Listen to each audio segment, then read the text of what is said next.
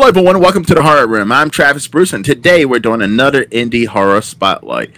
Today, I have some special guests. Well, I have a returning guest. I have Emmett Lovert. He is a director and producer and writer of an upcoming horror flick that's called Without a Name. Emmett, welcome back to the Horror Room. Thank you. It's great to be here. Pleasure to have you on. And I also have one of the producers as well. I have Eric Lukirk. Eric, welcome to the Horror Room. Thank you very much. It's great to see you. Pleasure, man. All right, so Emmett, I'm sorry with you. Tell us a little bit about. By the way, I've had the pleasure of seeing a pre-screener of it, and it's a fun movie. But tell my audience a little bit about Without a Name. It's about a cult. There's a cult that basically you can do what you want. You can go to bed what you want, eat as much as you want. Very few rules. It's really fun.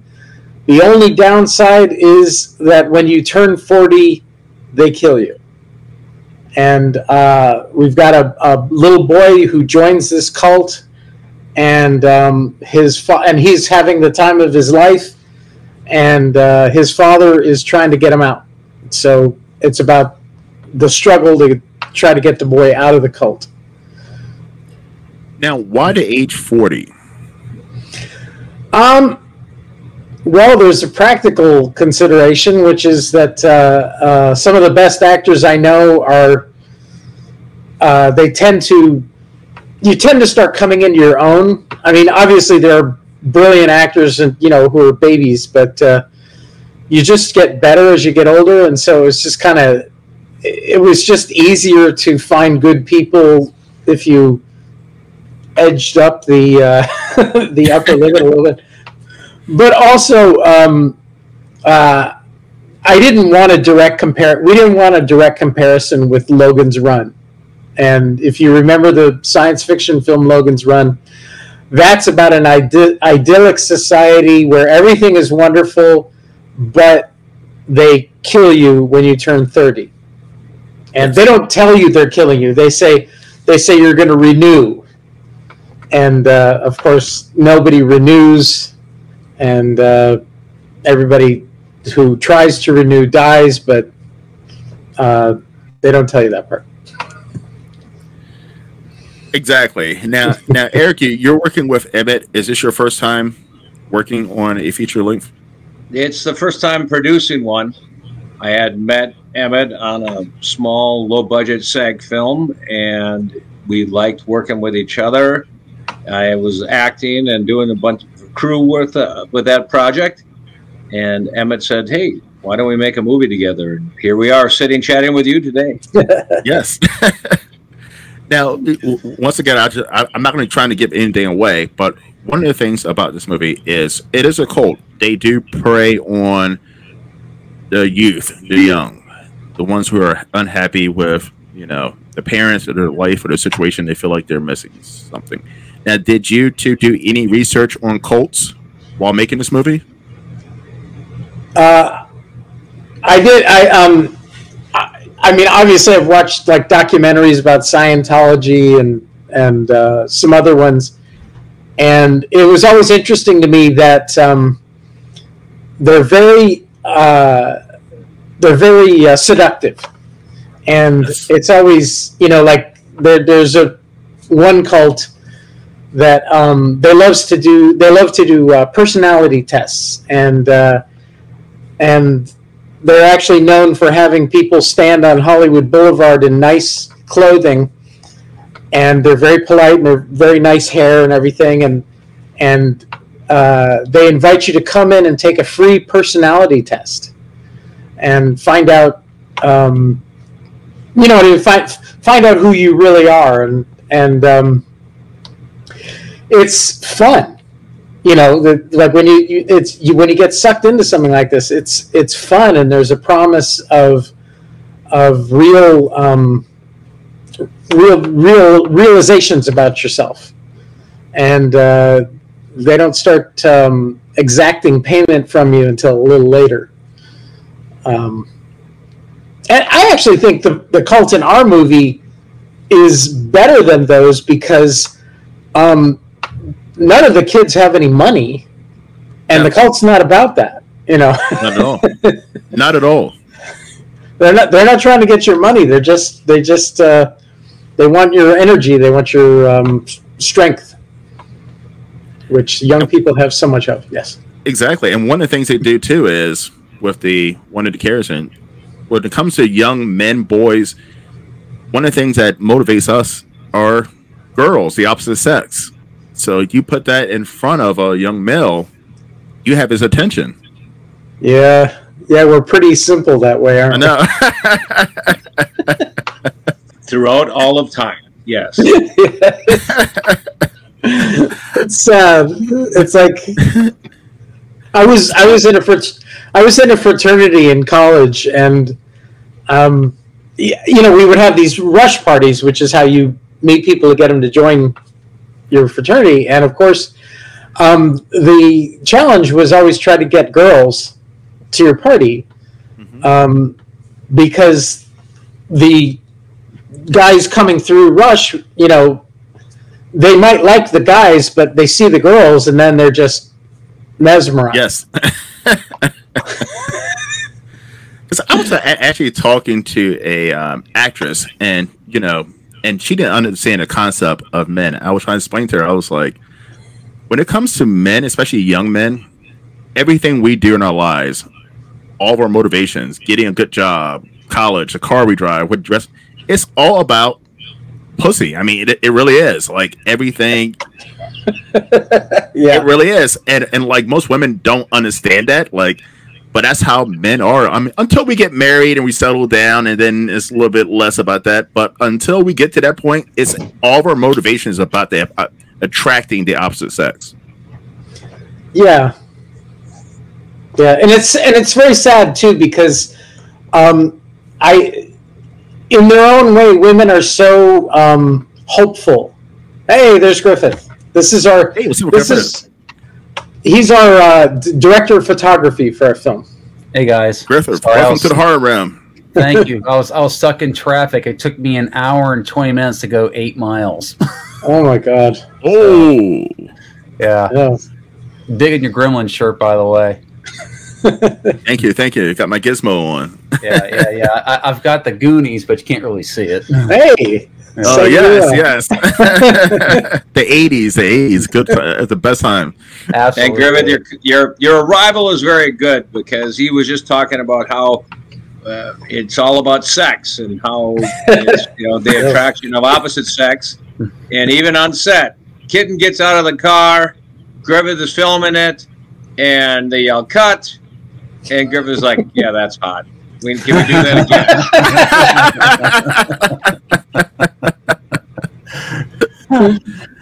Yes. What I was saying was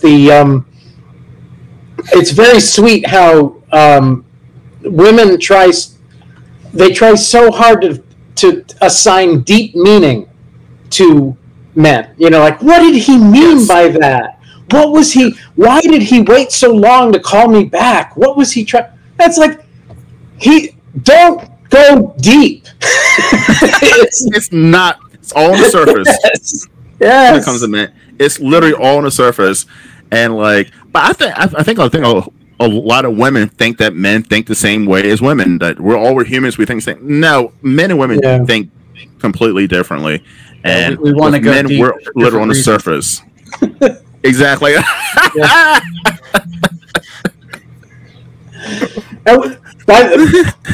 the way, we did have a significant number of women involved in the production of our film. Just for the record, I don't want to make it sound like a total boys' club. Yeah. You also have a lot of child actors and actresses, and they do an amazing job in this movie. So, I mean, where did you find them? Were there acting schools nearby, or? We had an audition. Eric got us has a friend who's a professor at a college in Milwaukee, and we got this big, beautiful theater, and for the auditions. And via the casting sites out there, we would put out an in-person audition, or at least an initial invite to have people submit. And we invited people from all over the country. We had people from Florida, Missouri, South Dakota, Ohio, Indiana, from all over the country actually show up in person for in-person auditions. I was actually very proud of that. And as you can see, we had some really good people in our film. Excellent job, man. They did an excellent job. I mean, because I don't know who said that, like, when it comes to indie horror, you can't have good acting. Right. Like, like, because I watch a lot of indie horror and I love the movies, but the acting is not there. And when you watch an indie horror movie and you can tell they're professional actors or actresses, you're like, wow, it just says this is another layer that's added on. Mm-hmm. Yeah, well, so much of the time, I don't mean to knock other filmmakers, but I know that a lot of up and coming filmmakers, their approach is they get a camera. Just get a camera and get some friends to help you, and and then somebody says, "Hey, maybe we should put some people in front of the camera, to tell the story." It's like, "Oh yeah, okay. Who cares? We'll just get whoever we can get. Do you have any friends?" And they approach dealing with the actors like they're moving chess pieces around on a board, and I come from a very different approach. I believe that the actors are unbelievably important and integral to the whole, what you end up with. I mean, it's so much of it depends on good people, good actors. Excuse me. Mm-hmm.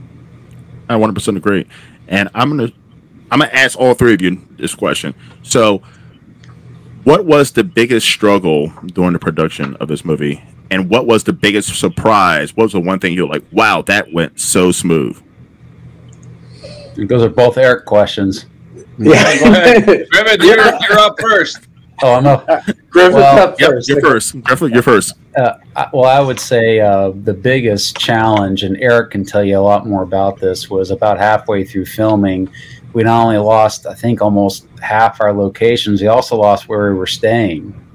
And so Eric, and he's not here, I don't think, Hayato, they both had to scramble and find places where everybody could stay, where we could shoot the rest of the movie. Eric and Hayato really made a lot of miracles happen when they were needed. So they were kind of the unsung heroes of the whole production.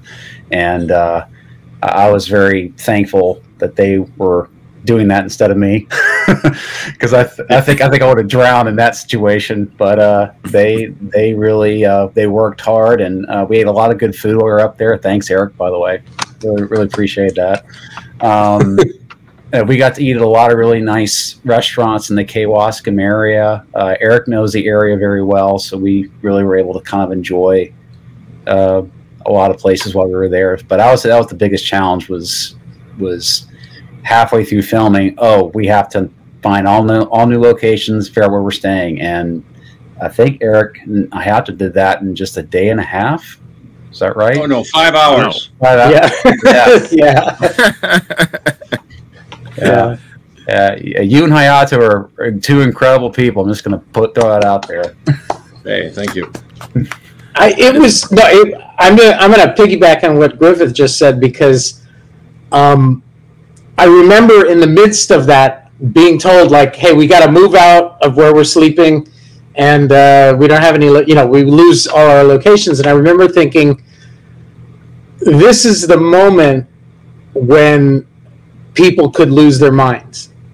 People could, and I mean, we actually had, like, one of our young actors was actually crying because he was so happy to be in the movie, and he was so devastated because he thought the movie was over.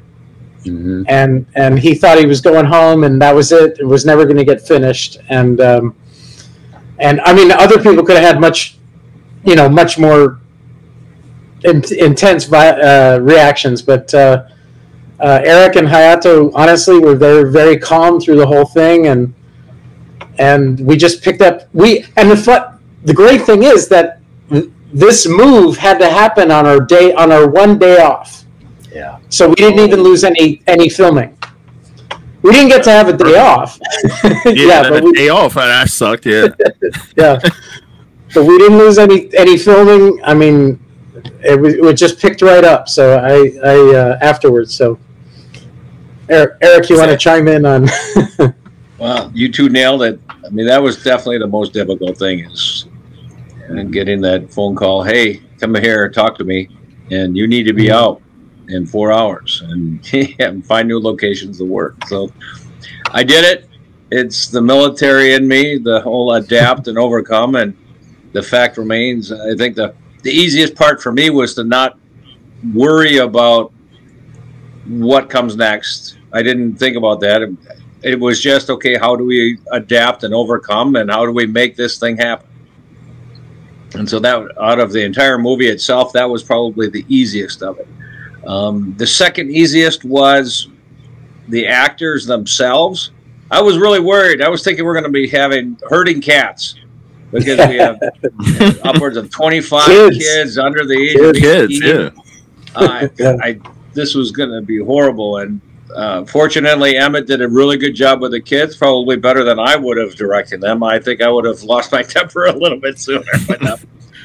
But that was amazing, and they did a good job. And the editing part, Emmett, great job on it. And this thing turns out into an entertaining movie, one that I think people would want to watch. So I was really happy about that. Sorry. No, it's okay. I was just going to add in, kudos again to Eric and Hayato. I've seen a lot of producers lose their tempers and just start screaming at everybody, and Eric just let it roll off his shoulder and just took care of everything. So I was very impressed. So, thank you. And just the last thing, I'm a former school teacher, so. That makes sense. You grow eyes in the back of your head, and you just you slip right back into it. And like at one point, I'm in front of the kids and they're squirreling around, and I'm like, why don't I hear silence? What? Why?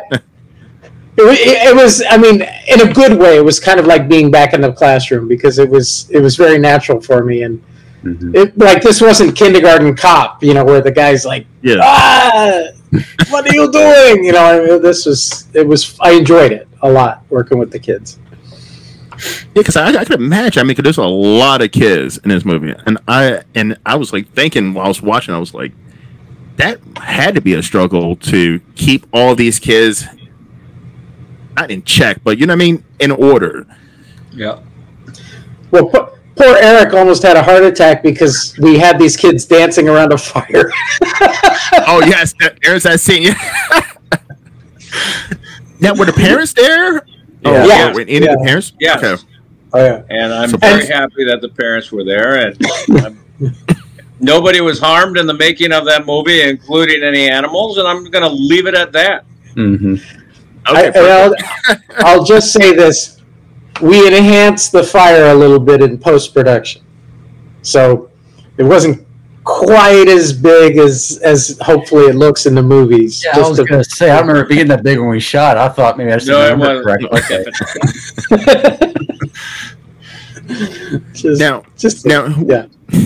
Now, as you were making a movie, were there any pivots you had to make? Were there any shots that you had to take out, or you were like, you know what, this doesn't flow as well? There was some. We moved a couple of scenes around. It really wasn't major, but it did help the movie. It helped the story flow better. The real challenge was shooting something in one location, like where somebody's walking through a doorway, and then we shoot them coming out of that doorway in another room, 8 days later, in a completely different building, and we got to make it flow like they just walk from one room to the next, and that's yeah. My opinion of that is that's your question. If I understand it correctly, was from in the post-production standpoint, a big pivot. Yes. Right. Mm-hmm. For me, the biggest pivot, I think, for the entire production is we filmed a full entire day with the lead, and on day 2, the lead is now driving the car. Well, he's been in and out of this car all day long, but it was always parked. He's getting out of the car. Now he's driving the car. We've already filmed for 10, 12 hours. He then decides to tell us, I don't know how to drive a manual transmission.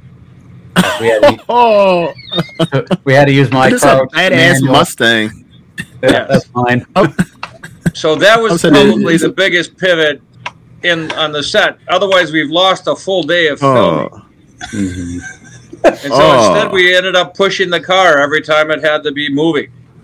Really? Yeah, and then the scenes with him and the son, we had to actually improvise that and tow it. My favorite was when we did the scene where it was the outskirts and he had to drive up. So we actually did was we filmed it backwards. So he put it neutral and drove it going down. So if you look closely, we actually reverse it and he's actually going down. He's snaking it down in neutral because he couldn't get up the hill because there's just no way he could have done it in manual. So yeah, that was kind of funny. But that's interesting because I guess from now on you have to put that into the casting that do you know how to drive manual, because I think most people, especially in this country, don't know how to drive manual. No, it's a shame. Yep. It's a great way. That's the only way to drive. Do it before you hire anybody.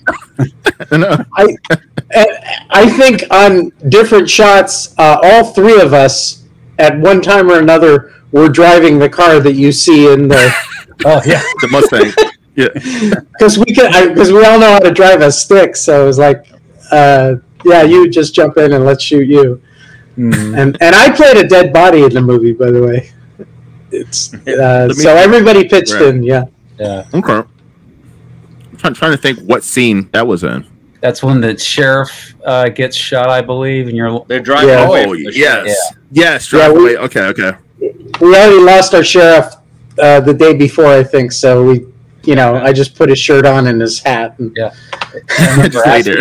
I said, Emmett, why are you lying down, dude? He's like, because I got to play a dead sheriff. I'm like, well, no, he left yesterday. I'm like, oh, okay, got it. Sorry, boss. Low budget, man. That's what we do. Now, one thing you actually did in this movie as well was one of the ways they were able to get the kids to come to this town was through this little internet chat room. And I feel like, right now in 2024, I feel like that's how most cults and religious are able to capture their audience. Yeah. Oh yeah. And it's, there's a good aspect to it and a bad aspect, because there's a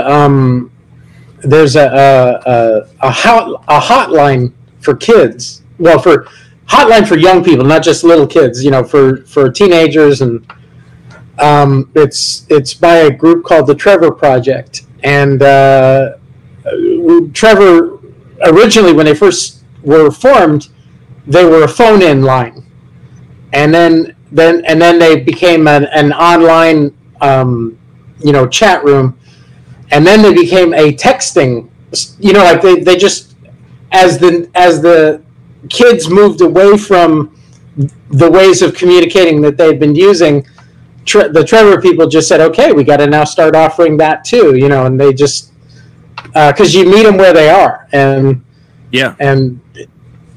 kids, I understand nobody under 25 uses Facebook anymore because it's too many old people on it.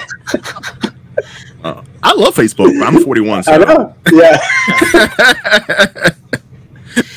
Now, so there's an interesting concept in the movie as well. Eric, behind you, you have a poster. So this town has the freshest meat. I mean, the meat is fresh. That's right. Now,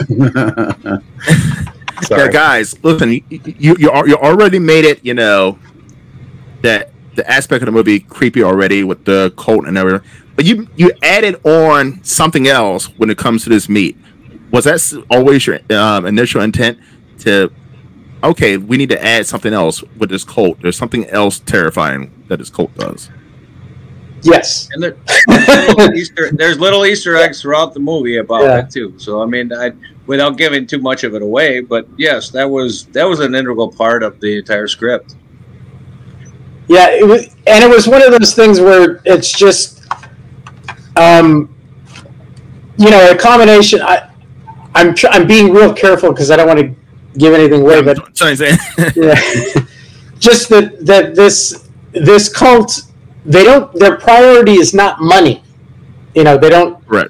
They're not trying to get your money. But I mean, they have to survive, and they've got to take care of everybody in the cult, so they need resources.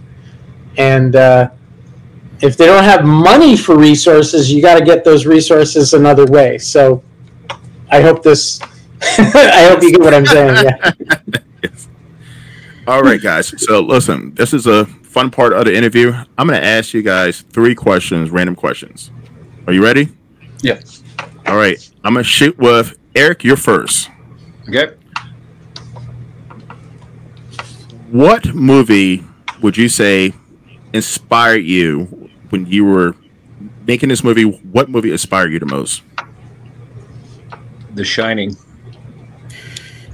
Shining. How so?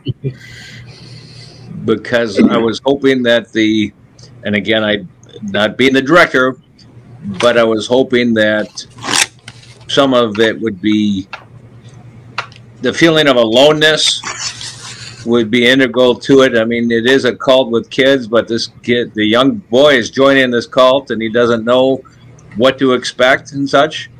And so that aloneness feeling was portrayed in that movie very well, and that's what inspired me on this one. Amazing. Okay, Griffith, I'm gonna shoot to you with a question.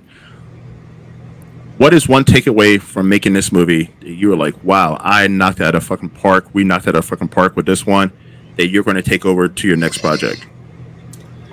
As far as the cinematography? Yes. Ooh, man, I would say that goes with the casting. I just really love working with the cast, especially with the lead actor, Jeff. He was great. I mean, everybody in the cast was great. I would say my favorite scene to shoot, although it was the hardest day for me, was the fire scene. I mean, I was really able to. We used these 2 Sony Prime lenses that were pretty amazing. In fact, okay, there is one shot. So I think you kept it in the movie, Emmett. It's a shot where the sheriff's walking in the dark alley. I think that shot's still in there.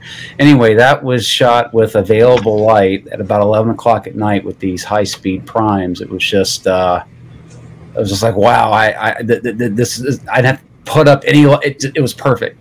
And the scene where Calvin and his dad are running to the car and you see the moonlight outside, that was all available. We didn't light it that way, just those lenses were able to grab enough. Yeah.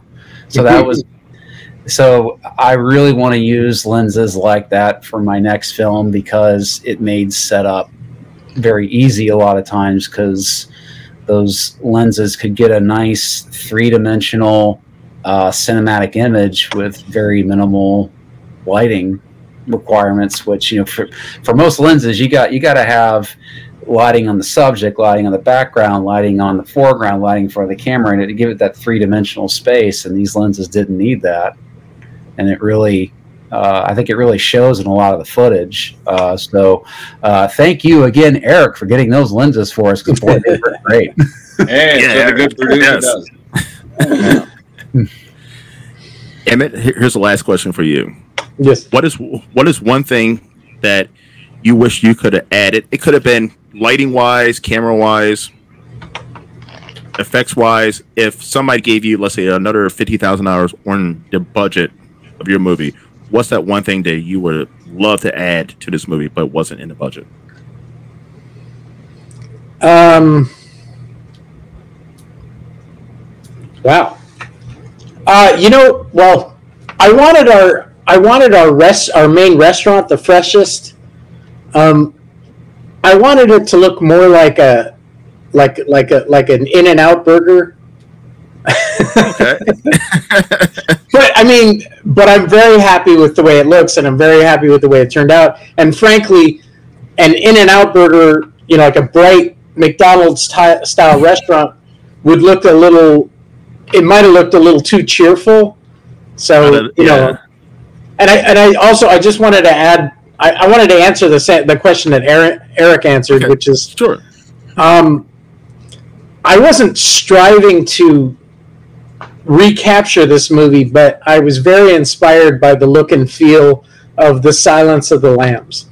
Mm-hmm. And if you see the background behind me, that's our homage to the dungeon that was in The Silence of the Lambs. We tried to put a little of that in our film, adding, so we tried to add sound effects and creepy lighting and everything like that to make it more, because it was just a nice storeroom, really. Yeah. There were no dead bodies in it, but we creeped it up a little bit. So, I mean, you guys did an excellent job. I definitely enjoyed the movie. I also enjoyed the concept because it does give an homage to some classic horror movies, and it puts a lot of pieces together, and it was just an enjoyable time. Oh, thanks. And this movie is probably most parents' nightmare. Mm-hmm. Yes, your child goes either missing or they go join a cult and you can't do nothing about it. Right. Mm-hmm. And actually, if you don't mind my chiming in here, sure. In my opinion, it was two movies. It was two completely separate but parallel stories, and there were two different styles of movie. We had a horror movie for the father of this young man, because what could be scarier than you come back from getting your kid a hamburger and he's not there, and you have no trace of him, and you're going frantic, because you've lost your kid. So he's in a nightmare. And then on the other hand, his son it's a love story for him. He meets a girl, and he's eat all the candy and cakes he wants. Yeah. So these are going parallel, and they're going to clash at some point. Listen, all right, Emmett, I'm sorry for you. Where can we find you? There is a web address for the movie. It's called withoutanamemovie.com.